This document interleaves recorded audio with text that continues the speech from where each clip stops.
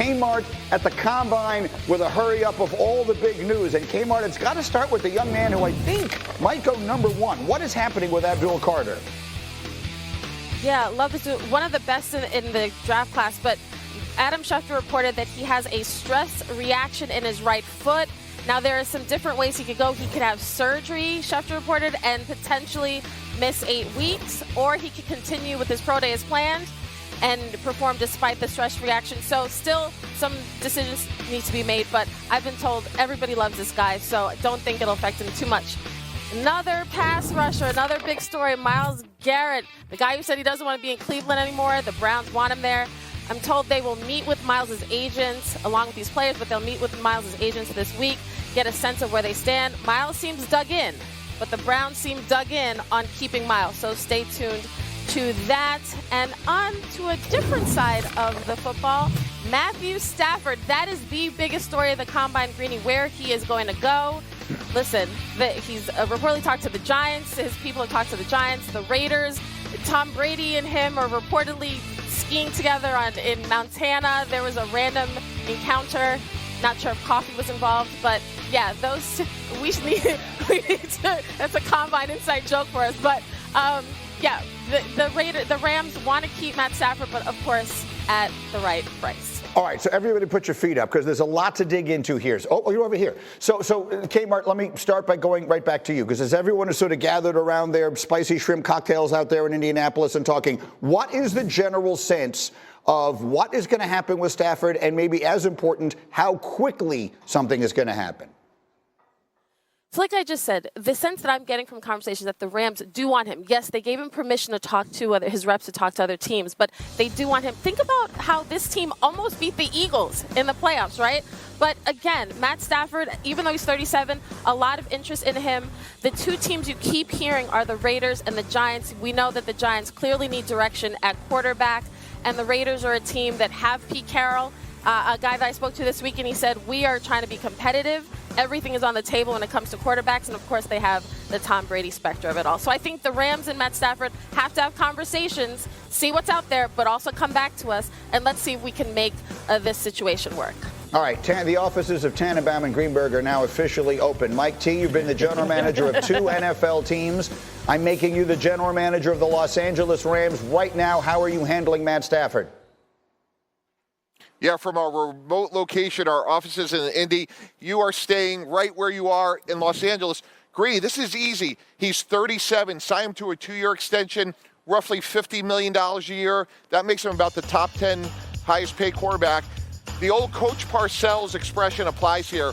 Every quarterback has only so many hits when they're put on this planet, be it because their offensive line improved or play calling. They protected Stafford at the 6th best rate. On the other side of the ball, you drafted 2 great young defensive players in Jared Verse and Braden Fisk, 16.5 sacks between the two of them. As Kmart alluded to, you were right down to the wire with the Eagles. What are we doing?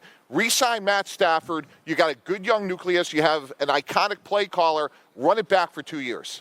So let me then throw in the Giants, because you know what it's like to be a general manager in the biggest media market in the country. Does it make sense from the Giants' standpoint, if you're their general manager, Joe Schoen, to be pulling out all the stops to try and get Stafford?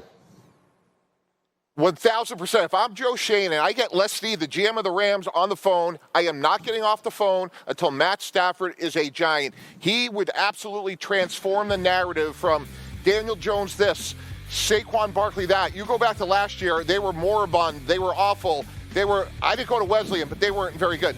And all I'd say is, if I'm the Giants, by getting Matthew Stafford, I am changing the narrative of this franchise immediately. I'm not saying we're going to the Super Bowl, but he would be a stabilizing force, Greeny, something they desperately need. Let the record show that both Kimberly and Field Yates both went to Wesleyan, which is the reason for the laughter there. And by the way, they're probably, the three of them, probably sitting about 8 feet apart from each other right now in the Dome in Indy. So, Field, as you heard all of this, and we hear about the Rams and we hear about the Giants, you think there's a whole other option here that makes the most sense to you?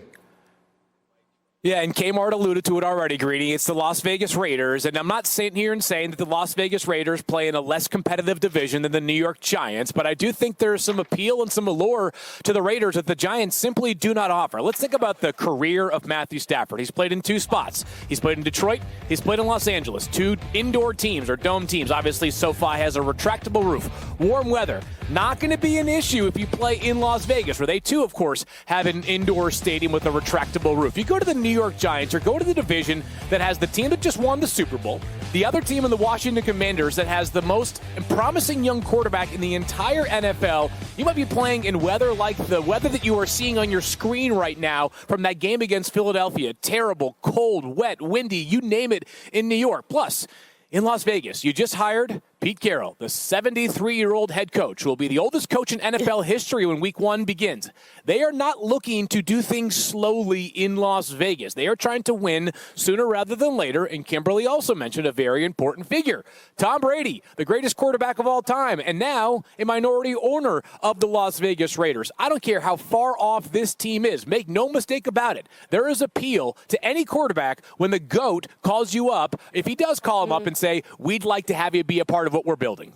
All right, Shannon, hold that nod or that shaking of the head. I'm coming back to you, but I wanted the table set for the big fella here, Damian Woody. Lord knows he likes a table set. So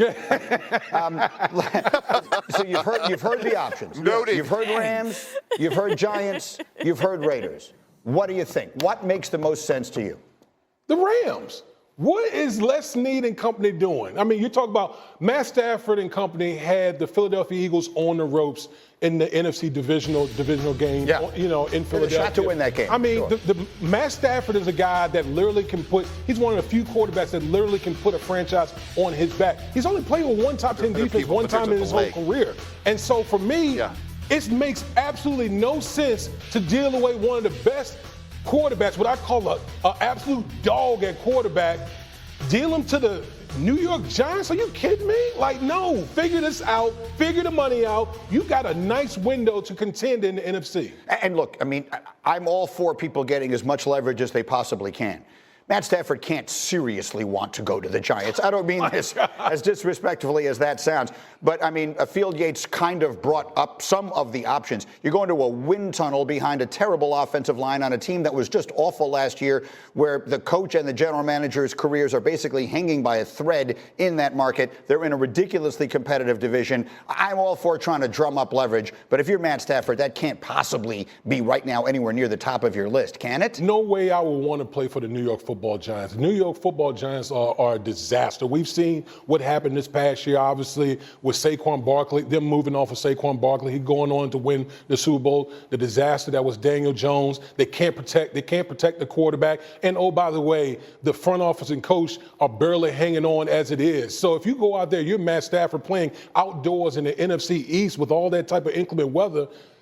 What happens if things doesn't roll your way? That whole regime could be out. Then you could be in a situation where you got a whole new regime coming in. I don't want any part of that instability if I'm Matthew Stafford. I feel exactly the same way. So, Tannenbaum, why were you shaking your head so vigorously when Field was bringing up the Raiders? Because, Greeny, look, if I'm Matthew Stafford or his representative, I understand what Field is saying, but